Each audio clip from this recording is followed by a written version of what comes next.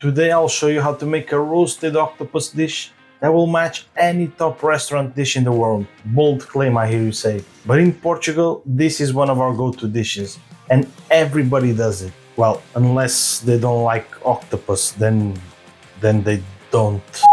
My name is Bruno, and even if you never cooked octopus before, this dish is for you. Your friends and family will love you after you make this dish. More. They'll love you more. Let's cook. Let's start with the star of the show, the potatoes. I'm joking, the octopus. It may look intimidating if you never cooked one before, but no need to be afraid.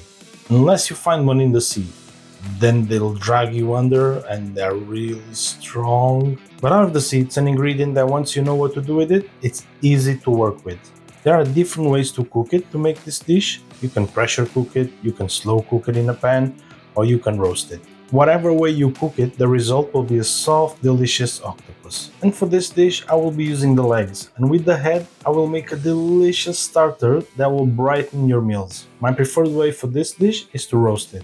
It's roasted octopus after all. And to do it, I'll place the whole thing in a roasting tray and add the bay leaves, the cloves, onions and garlics that were roughly sliced, and dark soy sauce. I hear you ask, why don't I add any liquid? What a great question you're asking. Octopus is loaded with salted water from the sea, and as we cook it, it's gonna release it. Let's go back to cooking. I let the octopus cook for 45 minutes, and look how much water it has released. It smells wonderful here.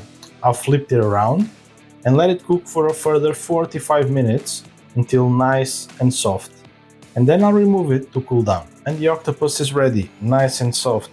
But along with the food we just roasted, there's a beautiful sea tasting stock that you can use in any seafood dish that requires stock. I do a killer octopus rice. Let me know in the comments if you want to see it. Move on to the second star of the show, the potatoes. Now it's for real. I'll be doing what we in Portugal call punched potatoes, and it's exactly that. They will be roasted and finished with garlic and olive oil. I start by washing my potatoes. I'm using new potatoes here. Perfect size and flavor for this dish. I'll wash the skin with a sponge in tap water to remove impurities and let it sit in water for 10 minutes. Drain and do a cross cut on all of them. I'll rub some olive oil and salt on all of them and preheat the oven at 180 Celsius or 400 Fahrenheit, placing the tray in and let it cook for 1 hour. Every 15 minutes I'll go in, shake the tray to rotate the potatoes for even cooking. And if the tray is becoming too dry, just drizzle some olive oil on it. Check with the fork to see when they are finished, and by now they are ready. Now punch them. Kidding. Just push them in with the back of a flat tool to squash them. If you do have any negative energy, feel free to take it out on the potatoes. In a small bowl, do a mix with some olive oil, garlic paste and dark soy sauce, mixing everything well. And when done, just drizzle it all over the potatoes, placing them in the oven for an extra 10 minutes at a lower temperature. 150 Celsius is about perfect. Remove them and our potatoes are ready to eat, and they look and smell incredible. Nice crunchy skin with a fluffy garlicky umami interior. Time to prepare the octopus. I'll remove the head and remove the spike from the bottom, and this can go straight to the bin. Reserve the head, which is already clean, and I'll cut all the legs apart and place them in the tray. And our octopus is ready. And how easy was that, right?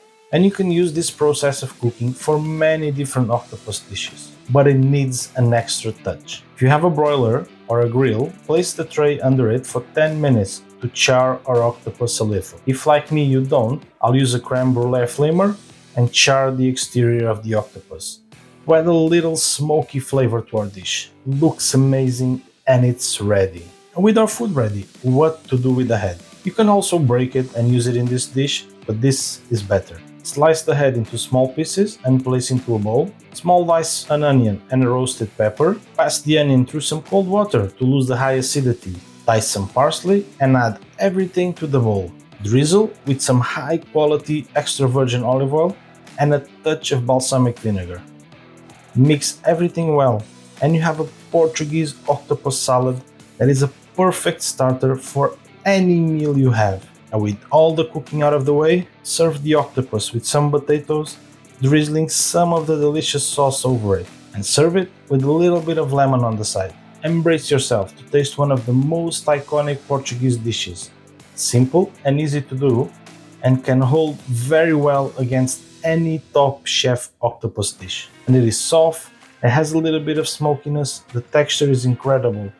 The potatoes are garlicky and work perfectly with it. But the big secret for me is the addition of the dark soy sauce, that along with the other flavors improves the overall umami of the dish, making me go again and again for another bite. And restaurant quality dishes are sometimes difficult to do at home due to the lack of equipment we have in our house. But even roasting a piglet at home can be made possible with the little equipment we have at house. You didn't think it was possible? Check this video out where I show you how to do it. Don't forget to like and subscribe, and I'll see you on the next video. Bye!